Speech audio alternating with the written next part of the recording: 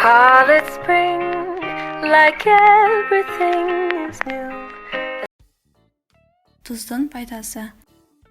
Ыстық күндері май салынған ыдысты тұзды суға малынған шүберекке орап қойса, май ерімейді. Тағам қуырған кезде табаға кішкене тұз сепсеңіз, май шашырамайды. Духовкаға қойған печенье күйіп кетпес үшін форма астына аздап тұз салу керек.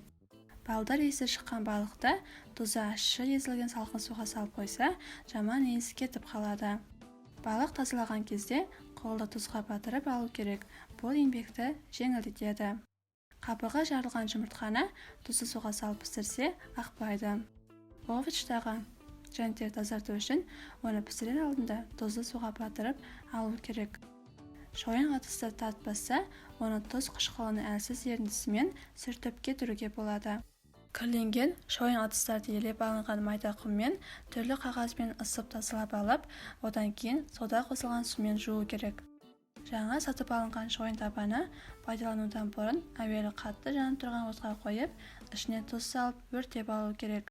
Тұз құйып, қоңыр қызыл түсті болған кезде табаны оттан алып қоясыз да, біраздан кейін сол тұзбен табан ішін ысықтай сүртесіз.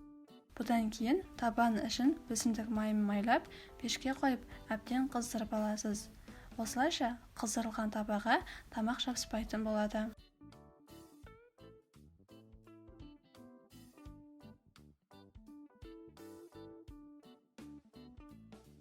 Call it spring, like everything is new.